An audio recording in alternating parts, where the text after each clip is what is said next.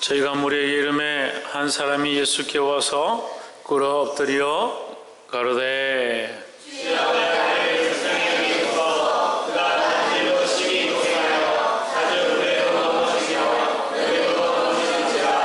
내가 주의 제자들을 데리고 왔으나 능히 고치지 못하더이다.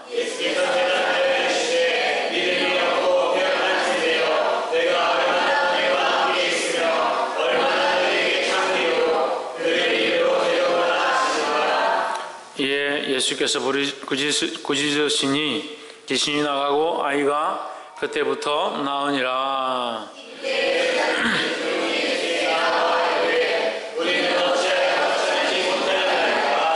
가라사대 너희 믿음이 적은 연고니라. 진실로 너희에게 이르노니 너희가 만일 믿음이 한 겨자씨만큼만 있으면 이 산을 명하여 여기서 저기로 옮기라 하여도 옮길 것이요 또 너희가 못할 것이 없으리라.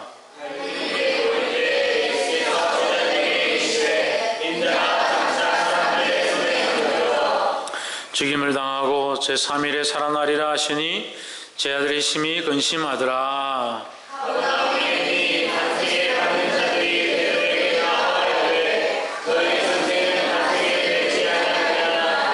가로되 내신다 하고 집에 들어가니 예수께서 먼저 가라사대 시몬아 내 생각에는 어떠하뇨? 세상 임금들이 네게 관세와 정세를 받느냐? 자기 아들에게냐 타인에게냐?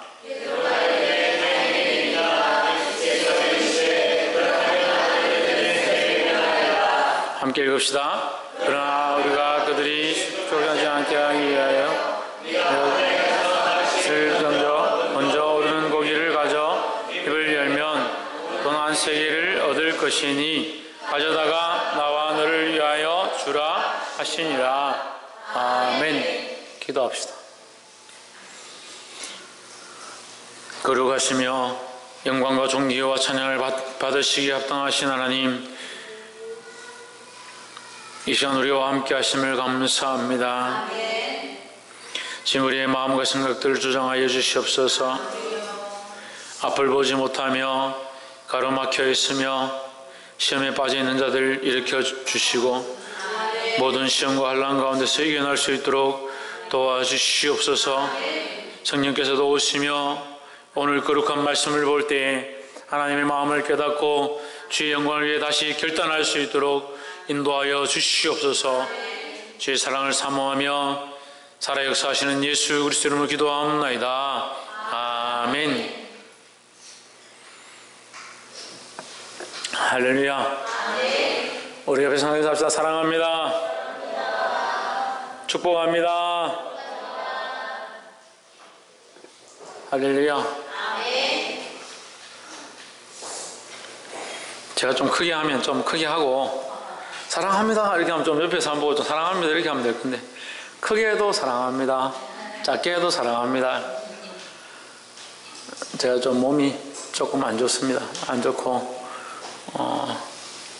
피곤하면 이제 목이 먼저 이렇게 반응을 하네요. 그것도 감사합니다. 목이 반응하니까 피곤한 줄 알겠죠. 제가 좀 둔해서 피곤한지 몸이 아픈지 잘 몰라요. 그래도 목이 좀 안 좋은 거 보니까 오늘 아침에 자꾸 말이 잘 안 되고 이게 발음이 꼬이고 목소리가 잘 안 나와서 왜 그런가 했는데 지금 점심 먹고 나니까 지금 발끝부터 머리끝까지 갑자기 아프고 있어요. 말씀 좀 한번 읽어봅시다. 시작. 겨자씨만한 믿음. 어떤 아이가 길을 걸어가다가 앞에 상자를 발견했습니다. 그 상자 앞에 무릎을 꿇었습니다. 눈을 감았습니다. 두 손을 모았습니다. 갑자기 기도하기 시작합니다. 하나님, 이 상자를 좀 옮겨주십시오. 이 상자 때문에 앞으로 못 가겠습니다. 이 상자를 좀 옮겨주십시오. 옆에 같이 걸어가던 아빠가 그걸 보고 웃어서 얘야, 그 상자 네가 치우면 되지 않냐? 그렇게 얘기했습니다. 무슨 얘기를 하는 거냐면요, 우리가 믿음으로 결단하고 나가면 되는데 자꾸 눈에 보이는 것 자체를 크게 생각하니까 자기 힘으로 아무것도 할 수 없는 줄 알아요. 애가 아무리 힘이 없어도 조그마한 상자 그냥 이렇게 밀치든지 여기 돌아서 가면 되는데 못 가는 겁니다. 남편이 반대한다고 예수 못 믿겠다, 교회 못 나오겠다, 예배 못 드리겠다, 자식들이 반대한다고 자식들 교회 데리고 오는 거, 전도하는 거 못하겠다. 인생 가운데 결단하고 살아야 될 수많은 일들 가운데 여러분 기도하셔야 됩니다. 기도하셔야 되는데 믿음으로 하면 되는 것도 왜 기도를 합니까? 하나님 앞에 허락되어 있는 이 일들을 왜 기도를 하는지 그것도 궁금해요. 좋습니다. 기도하십시오. 그럼 기도하면 그런 행동하면 되잖아요. 내 남편이 예수 믿으면 좋겠습니다. 그래 기도한다. 그럼 남편한테 가서 예수 믿으세요, 교회 오세요 얘기하면 되잖아요. 그럼 기도 따르고 현실 따르고 그럼 하나님 나중에 그 기도를 응답하셔서 그 남편이 예수 믿도록 준비 다 시켜놨는데 교회 가자는 소리 안 해서 안 믿었다면 어떻게 하실 건데요? 그런 것도 모르잖아요. 볼 수가 없잖아요. 그럼 자기가 믿음으로 기도했으면 믿음으로 행함도 있어야 되죠. 이건 믿음이 반쪽 믿음이 돼요. 반쪽 믿음이 돼요. 반쪽 믿음이 돼서 하나님 앞에 기도는 하는 믿음은 있어요. 근데 행동하는 믿음은 없어요. 하나님이 행동하면 주실 건데 네가 기도했으니까 내가 주겠다, 네가 행동해서 가져가라, 안 받아가는 겁니다. 피 흘리기까지 싸우라 하니까 정말 피 흘리는 고통이 닥치고 죽음이 문 앞에 닥쳐야 아 그래 하나님 나에게 역사하시는구나 그렇게 생각하려고요? 그렇게 할 때까지 기다리시려고요? 이거 생각을 잘 하셔야 돼요. 믿음으로 기도했으면 그게 된 줄 믿고 또 행동해야 되는 거예요. 이게 잘 자기 앞에 현실이고 눈에 보이고 막상 앞에 가로막아 있으니까 이걸 못 지나간다.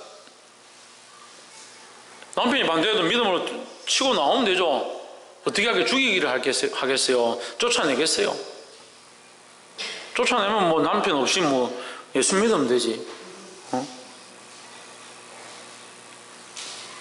그렇다고 지금 오늘 집에 가서 다 싸우고 나오라는 건 아니고 따라합시다. 기도하고 행하자. 기도하고 행하자 이렇게 얘기했는데 여기다 믿음을 붙이는 겁니다. 믿음으로 기도하고 믿음으로 행하자. 그게 뭐다요? 겨자씨 믿음이에요. 겨자씨 믿음.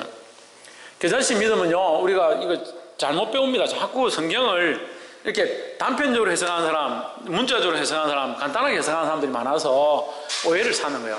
겨자씨만한 믿음은 작은 믿음을 얘기하는 게 아니에요. 겨자씨만한 믿음 무슨 믿음을 얘기한다 했습니까? 이 가르쳐 드렸는데 생명이 있는 믿음을 얘기하는 거예요. 생명력이 있는 거예요. 진실한 믿음인 거예요. 하나님이 인정하시는 믿음인 거죠. 우리가 믿기 시작하면 거기서 뭐가 자라나냐? 생명이 자라나는 거예요. 내가 예수님을 믿는다는 것은 그냥 믿는다라는 글자를 믿는 게 아니에요. 마음으로 믿는 거죠. 마음으로 믿기 시작하는 게 뭡니까? 그게 생명이죠. 살아있잖아요. 믿는다는 생각이 살아있고 우리의 마음이 살아있잖아요. 믿는다고 하면 그 믿는 마음은 마음에서 운동하기 시작하는 겁니다. 내가 하나님을 믿으니까 내 삶에 믿는 삶의 모양들이 나타나게 돼 있죠. 예수님을 믿는다 하는데 삶에 가면 하나님하고 관계없는 사람. 믿는다면서 마음을 들여서 믿는다면서 마음의 한 부분이 믿음으로 드려졌는데 어떻게 그게 안 살아있냐고요. 그 생각이 자기를 주장하지 않냐고요. 그건 겨자씨만 만한 믿음이 아닌 거예요. 믿음이 있으면 살아있습니다. 그 믿는다는 사실이 살아있고 그 믿음이 살아서 하나님을 알게 되고 하나님을 믿게 되고 하나님과의 관계가 세워져서 그 관계가 또한 자라가고 그리스도 안에서 가지를 내린 그 가지가 그리스도 안에 붙어서 생명을 공급한 받음으로 살아가고 살아나서 열매를 맺고 그 겨자씨만한 씨가 자라서 옆에 있는 다른 모든 나무들보다 더 장성하게 되는 놀라운 역사가 있을 줄 믿습니다. 그게 믿음이죠. 겨자씨만한 믿음이죠. 그러면 또 이렇게 생각하죠. 아 목사님 우리는 그런 생명이 없어서 어떻게 해요? 천만의 말씀. 겨자씨만한 믿음은 처음부터 이렇게 다 믿고 머리끝부터 발끝까지 다 하나님 앞에 내어드리고 그렇게 살라는 게 아니에요. 네가 그 마음으로 하나님을 믿기 시작하면 그 믿었다는 사실이 거짓이 아니라면 이제 그 믿었다는 그 마음은 이미 살아서 운동한다는 거예요. 할렐루야. 그럼 진실한 믿음이 더 필요한 거죠. 이 믿음이 저와 여러분 안에 있기를 소망합니다. 14절에 저희가 무리에게 이르매 한 사람이 예수께 와서 꿇어 엎드려 가로되 무리에게 도착하니까 그들이 누구냐? 지난주에 뭐 했습니까? 변화산 사건 했잖아요. 예수님과 제자들이 변화산에 올라갔다 내려왔습니다. 그 예수님이 제자들과 함께 변화산 사건 아니에요? 네, 맞죠? 갑자기 이름 앞이 뒤기니까 저도 헷갈려요. 예수님과 제자들, 야고보와 요한과 안드레를 데리고, 베드로와 요한과 안드레를 데리고 산에 올라갔습니다. 예수님 앞에서 변화되었습니다. 세 명이 변화되니까, 예수님이 변화되시니까 그걸 보고 베드로가 초막셋을 지켰습니다. 모세와 엘리야와 예수님을 지켰습니다. 그 얘기를 했죠. 근데 그 사건이 있고, 이제 그 예수님과 세 제자가 무리에게 도착하니 이 말이죠. 그들이, 그 예수님과 제자들이 무리가 모여 있는 곳에 도착하니까, 와서 보니까 한 사람이 예수님께 와서 무릎을 꿇어 엎드려 이르되, 예수님께 와서 무릎을 꿇고 엎드리는 거예요. 예수님 도와주십시오. 내 아이가 15절에 귀신 들려서 심심하면 거품을 물고 자빠지고 물에도 넘어지고 불에도 넘어지고 불피하고 넘어진다는 게 아니라 불이 있는 곳에도 그냥 들어가고 물이 있는 곳에도 그냥 막 들어가고 그래서 죽을 뻔한 적이 한두 번이 아니다. 그 오늘날로 하면 의사 선생님들 성경 공부 가르치면 그렇게 하겠죠. 이건 정신분열증이고 그런 얘기를 하겠죠.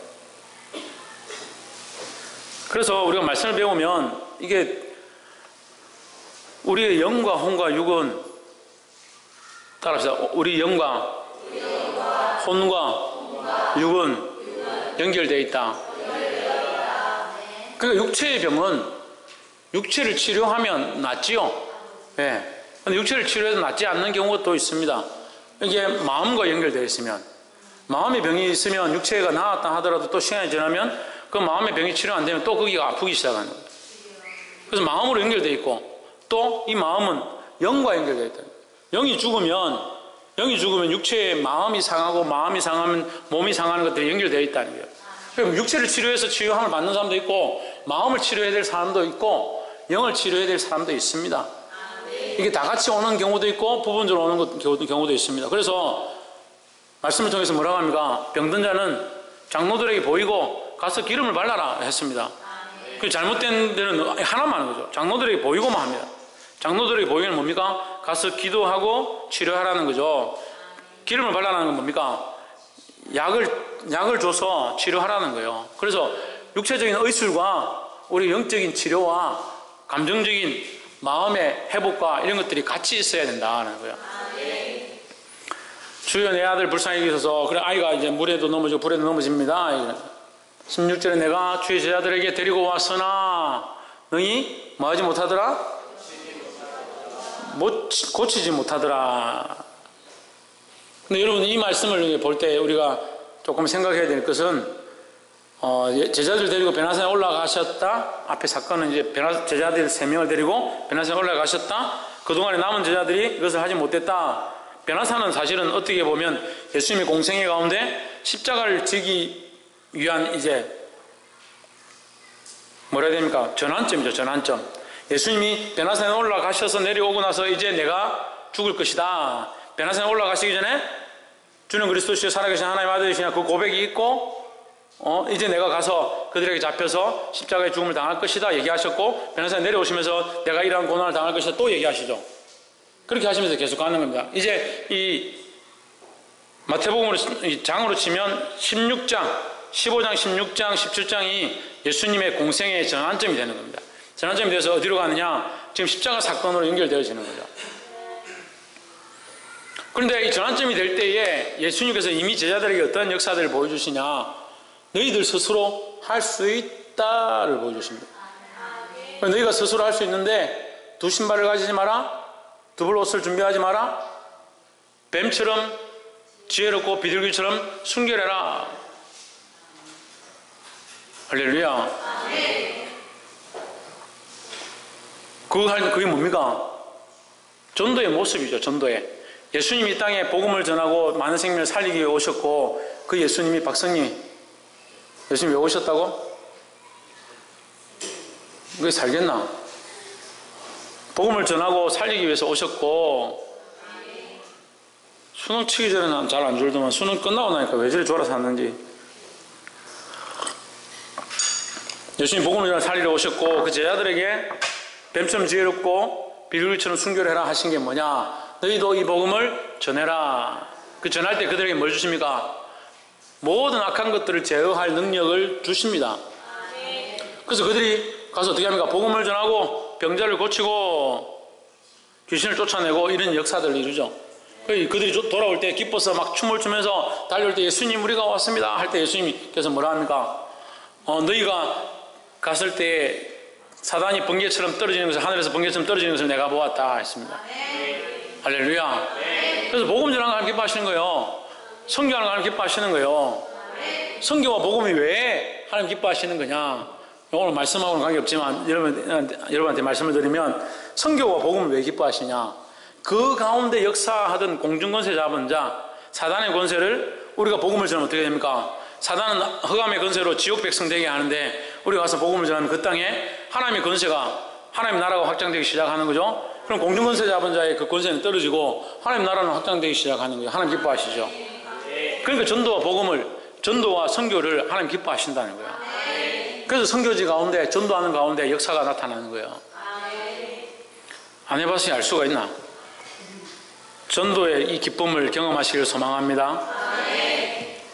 그런 권세를 주셨어요. 제자들한테 귀신을 쫓아내는 능력들을 경험했어요. 했는데 어떻게 합니까? 오늘 데리고 오니까 아들을 데리고 와서 물에도 넘어지고 불에도 넘어지는 아들을 데리고 오니까 제자들이 고치지 못하더라. 17절에 예수께서 대답하여 가라사대 믿음이 없고 뭐가 없고? 믿음이 없고 비역한 세대여 내가 얼마나 너희와 함께 있으면 얼마나 너희에게 참으리오 그를 이리로 데려오라 하십니다. 믿음이 없고 비역한 세대라고 하는 것은 이 아빠에게 아들의 아버지에게 하는 얘기가 아니에요. 이 믿음이 없고 비역한 세대는 누굴 얘기하느냐? 제자들에게 얘기하는 겁니다. 우리가 잊어버리면 안 됩니다. 하나님 주시는 그 은혜와 역사를 잊어버리면 안 됩니다. 전에는 그런 은혜를 경험했고 그런 역사를 경험했는데 시간이 지나서 지금은 하나님 그렇게 할 수 없는 것처럼 생각하고 있는. 하나님이 그렇게 할 수 없는 게 아니라 내가 변해서 내가 변질돼서 내 믿음이 떨어져서 듣지 않는 것이죠. 이것을 회복하기를 소망합니다.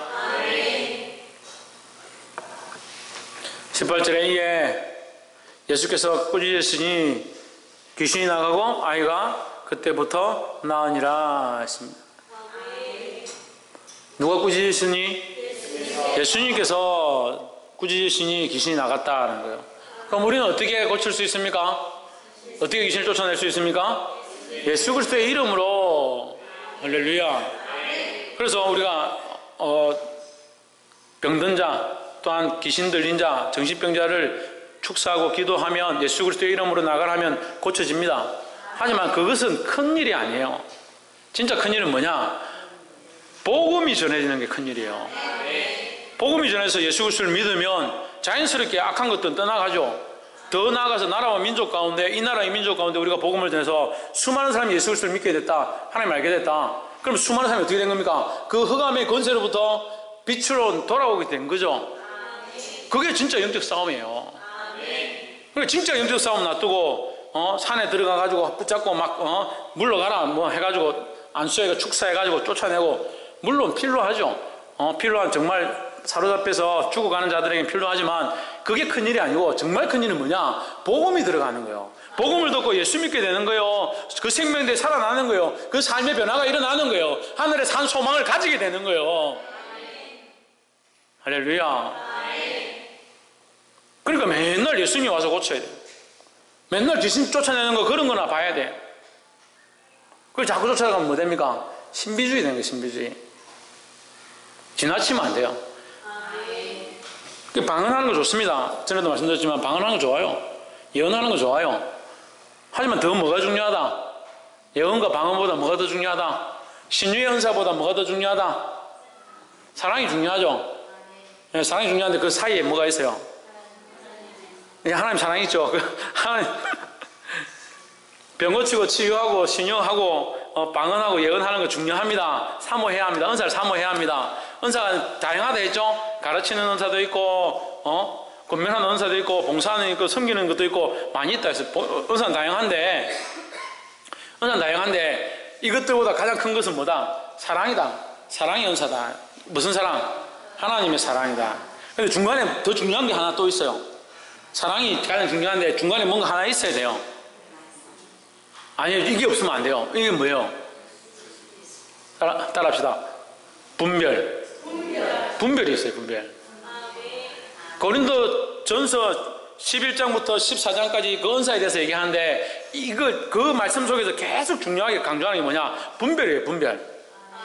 우리에게 아무리 좋은 신호등을 갖다 놓고 최고급 LED로 달아놓고 5m씩 달아놓고 신호등을 3천만짜리 4천만짜리 달았다 합시다. 신호등을 그만이 달아놓으면 뭐하노? 빨간색인지 파란색인지 구별을 못하면 파란색이 건너가야 되나 빨간색이 건너가야 되나 깜빡깜빡하면 어디에 쓰겠노?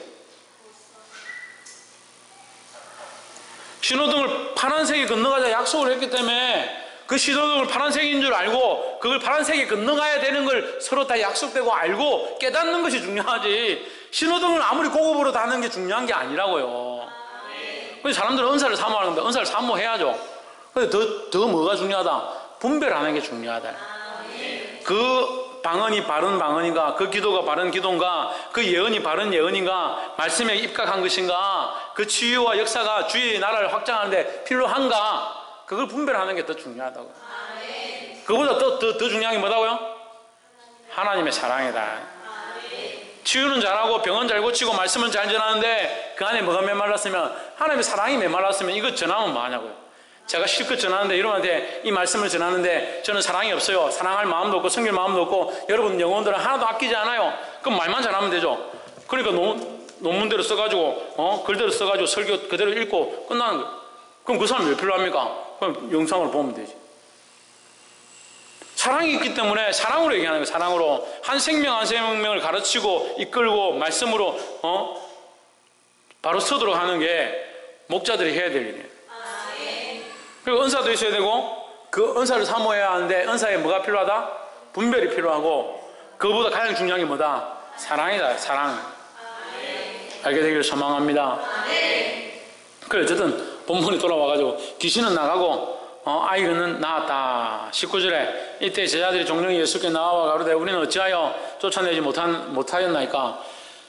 참 답답한 건요 상태 좋은 사람들은 자기가 믿음이 좀 떨어지고 있는지 자기가 좀 안 좋은지 자기가 스스로 알아요. 근데 믿음이 없는 사람은요 내가 믿음이 없어서 이렇게 안 좋은지 믿음이 없어서 기도가 안 되는지 잘 몰라요. 저 그래 옛날에 하도 집사님들이 못 알아들어서 제가 가르쳐 드렸습니다. 저를 보는데 좀 부끄럽다든지 교회 좀 오기 싫다든지 기도하는 게 기도하고 싶지 않다든지 말씀을 듣는데 찔려서 못하겠다든지 그런 마음이 들면 믿음이 떨어진 줄 아십시오. 제가 그걸 가르쳐 줬어요. 믿음이 떨어진 줄 모르니까 말씀 듣기 싫고 찔리고 기분 안 좋은데 목사님 왜 저렇게 하노? 목사님 억양이 또 와 저렇노? 인상은 왜 그러노? 또 미간 사이에 주름은 또 와 저리 많노? 그렇게 생각하죠. 그게 아니라 듣기 싫고 말씀대로 살고 싶지 않고 마음을 찢고 싶지 않으면 내가 믿음이 떨어지고 있구나 진단을 똑바로 해야죠. 그럼 믿음이 안 좋으니까 왜 못 쫓아냈는지 모르는 거예요. 20절에 가라사대 너희 믿음이 적은 정권이라 다른 이유가 없다. 얘야 너희 믿음이 없어서 그런 것이다. 어떤 믿음이 없느냐? 겨자씨를 하나할 만한 믿음이 없다. 자라갈 만한 생명력이 있는 믿음이 없다. 진실한 믿음이 없다. 너희 마음이 이제 믿음이 생겨서 그 마음이 점점 자라서 너희 삶으로 확장되어지고 너희 삶이 점점 자라서 너희 영과 혼과 육이 하나님 원하시는 사람으로 살아가기에 합당치 않다. 그런 믿음이 없다니. 그럼 우리 이러면 묻겠죠. 무슨 얘기입니까? 전에 우리 병도 고치고 귀신도 쫓아내고 놀라운 일들 했지 않습니까?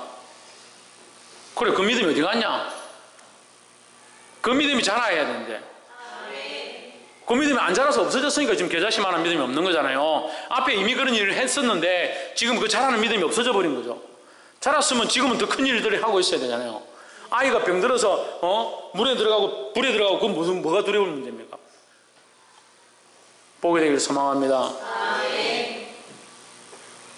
겨자씨만한 믿음만 있으면 이 산을 명하여 여기서 저기로 옮길지라도 옮겨질 것이요 또 너희의 못할 것이 없느니라 하십니다. 22절 갈릴리에 모일 때 예수께서 제자들에게 이르시되 인자가 장차 사람들의 손에 넘기워 죽임을 당하고 제3일에 살아나리라 하시니 제자들이 심히 근심하더라 하십니다. 제자들이 뭐 했다? 근심했다. 24절에 이 말씀은 지금 계속하고 있는 거죠. 최근 들어서 지금 이때 당시 이제 예수님이 십자가에 달리실 때가 가까우니까 이 말씀을 지금 계속 제자들에게 가르쳐 주고 있는 것입니다. 24절에 가버나움에 이르니 반세기를 받은 자들이 베드로에게 나와 가로되 너와 선생이 반세기를 내지 아니하느냐. 이 반세기를 이게 뭐냐면요 성전세입니다. 성전세는 뭐냐면 성전이 워낙 잘 지어놓고 예루살렘에 이렇게 있으니까 박성님 뒤에가 서 있어. 성전에 들어갈 때마다 세금을 내라는 거죠. 통행료죠. 우리말로 하면 입장료를 내라는 거죠. 성전이 멋지고 좋으니까 그다음 입장료를 내라. 저도 우리 교회 입장료를 받을까 싶어요. 입장료를 들어오실 때마다 반세기 5,000원 정도 들어올 때마다 입장료를. 저희 교회 얼마나 멋집니까? 여기 멋있는 사람들이 서 있고 근데 입장료를 받고 싶어도 내게 아니라서 제게 아니라서 받을 수가 없어요. 입장료 5,000원 받아가 뭐합니까? 그것보다 뭐가 중요하다? 우리 안에 생명력이 있는 게 중요하다는 거예요. 그러니까 이게 뭐한 짓입니까? 세계를 받는다는 것은 생명이 없는 교회라는 거예요. 생명이 없는. 그게 5,000원씩 입장료를 받는 거예요. 그 하나님의 성전이고 솔로몬 때 지었고 수르바벨 때 새로 재건했는데 이게 자기들 겁니까? 왜 이걸 세계를 받냐고요. 또 하나님께서 성전을 주실 때 그렇게 하지 않았어요. 하나님께서 너희 기업이 될 것이다 했는데 세계를 받아가지고 장사를 하는 거예요. 그러니까 썩어가는 거예요. 이게 걱정이 됩니다. 한국 교회도 이렇게 될까봐 걱정이 돼요. 예? 교회 이제 저렇게 크게 지어놓고 서울에 뭐 지하철 옆에다가 얼마나 크게 지었는지 카메라에 안 들어간다고 교회 카메라에 안 들어가는 교회 너무 커서 카메라 앵글이 안 들어간대요. 너무 커가지고 유리로 얼마나 높이 지었는지. 영판 어디를 하고 닮았냐면 죄송합니다. 제가 함부로 말해서 근데 답답해서 하는 소리예요. 미국의 크리스탈 교회라고 있어요. 세계에서 제일 아름다운 교회로 꼽혔죠. 유리로 교회를 다 지었어요. 부도가 났습니다. 넘어갔습니다. 교인들이 거기 줄을 서서 들어갔던 교회인데 경제가 어려워지니까 사람들이 교회를 안 와요. 교회 빚은 점점 많아지고 그 자체 워낙 크니까 운영비만 해도 어마어마한 거죠. 그 운영비 감당이 안 되는 것이 계속 적자나는 거예요. 결국은 경매에 넘어갔습니다. 어디에 넘어갔냐? 신천지한테 팔렸습니다. 한국 교회도 그렇게 될 때가 멀지 않았어요. 그 교회 크게 지어서 뭘 하겠다는 거예요? 예? 그런 교회 크게 한 개 짓느니 수많은 작은 교회, 몇만 개의 작은 교회를 지을 수 있어요. 우리 교회 같은 거, 우리 교회 같은 거 5,000개든 10,000개든 지을 수 있어요. 우리 교회 5억밖에 안 들었잖아요. 그 교회 짓는 몇천억이들. 짓고 나니까 더 싸움이 많아지고 교인들이 반으로 줄었습니다. 그럼 무슨 덕이 됩니까? 그게 누구의 영광을 위해서 하느냐. 거기서 이제 그렇게 지어서 믿음을, 겨자씨만한 믿음을 키우기 위해서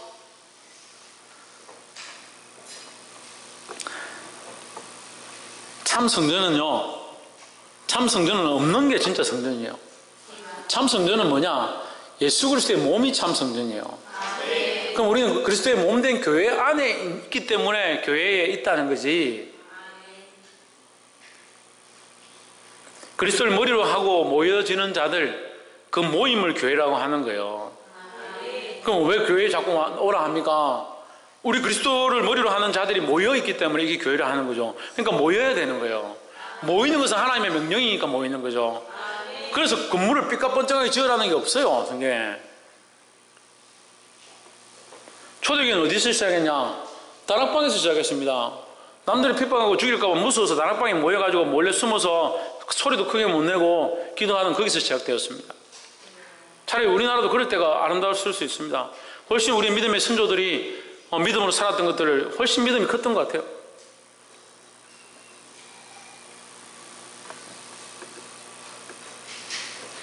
믿음을 지키시길 소망합니다.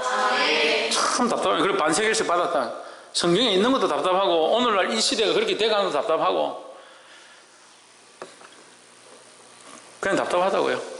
25절 반세기일씩 받았는데 예수님은 안 내냐? 왜 너 선생은 맨날 여기 왔다 들락달락 하면서 안 내냐? 이렇게 물었습니다.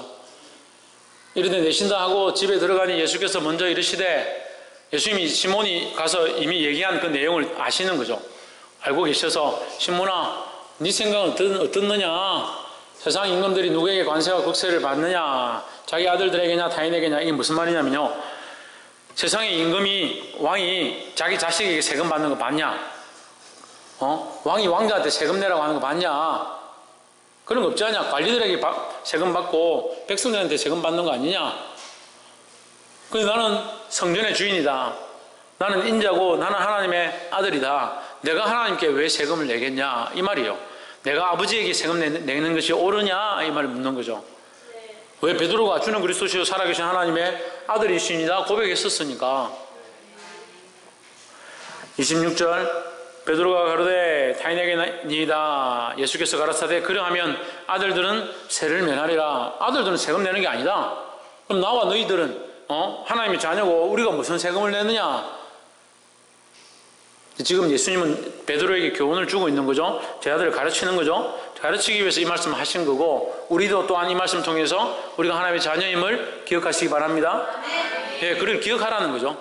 27절 그러나 되어 있습니다. 이 세상 모든 것이 하나님의 것입니다. 그래서 뭐 교통법규 위반해가지고 세금 나오면 나는 안 낸다. 내가 세상이 다 하나님 건데 저거가 뭔데 나한테 세금 내라냐. 그럴 필요가 없어요. 여기 그 방법들에 대해서 얘기하니까. 그러나 우리가 그들이 실족하지 않게 하기 위하여 우리가 해야 될 모든 것들을 다 해야 한다는 거예요. 우리 세상에 속해 있지만 세상의 법을 따라야 합니다. 우리의 참법은 뭐냐? 하나님의 말씀이죠. 우리는 하늘에 속한 사람들입니다. 실족하지 않게 하기 위하여 내가 바다에 가서 낚시를 던져 먼저 오르는 고기를 가져 입을 열면 돈 한 세겔을 얻을 것이니 가져다가 나와 너를 위하여 주라. 물고기 잡아서 물고기 입에서 열면 이제 한 세겔인데 반씩 나누면 반 세겔 2개죠? 그럼 하나는 너희들을 위하여 하나는 나를 위하여 내라 이렇게 말씀하셨습니다. 할렐루야. 그럼 물고기 입에서 왜 한 세겔을 가져왔습니까? 예? 물고기 입에서 왜 한 세겔을 가져왔습니까? 이거는요 하나님의 것이라는 것을 의미하는 거예요. 땅을 파서 농사지어서 그걸 팔아가지고 땅을 파고 농사지어서 그 열매를 팔아서 돈의 대가를 받아서 그 돈으로 낸 것이 아니라 물고기 입에서 꺼내서 냈다는 의미는 하나님께로부터 받아서 냈다는 거예요. 그게 뭘 의미합니까? 하나님의 것이라는 거죠. 예수님은 이 세상에 순응하셨지만 이 세상에 원래 순응하셨지만 실제 모든 주권은 누구에게 있다? 하나님께 있다는 거죠. 그게 하나님이 다스리시는 곳이다라는 거죠. 말씀 맺겠습니다. 사랑하는 성도 여러분, 주님께서는 우리에게 믿음을 요구하십니다.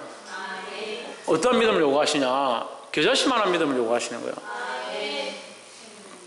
그래서 생명력 있는 살아있는 믿음, 우리의 마음과 생각과 우리의 영과 혼과 육이 주님의 말씀을 사모하고 하나님 나라를 사모하는 그 믿음으로 자라가게 되기를 소망합니다. 그래서 세상의 법만 하나님 나라의 법만 따르고 세상의 법을 어기는 자가 아니라 세상의 법도 잘 순종하고 질서도 잘 순응하고 덕을 세워서 주님 기쁘시게 하는 자들이 되기를 소망합니다. 기도하겠습니다. 거룩하신 하나님, 이 거룩한 추수감사절 우리에게 허락하시고 이 복된 날 주님 앞에 와 예배드리며 귀한 말씀들을 듣게 하심을 감사합니다.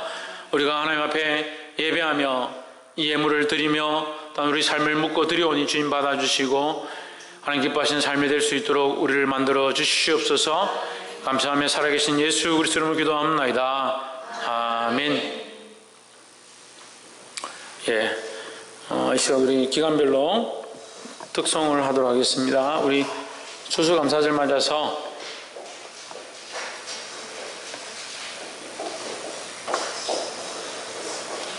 추수감사절 맞아서 우리가 매년 추수감사절 날에는 기간별로 이렇게 특송을 하는데,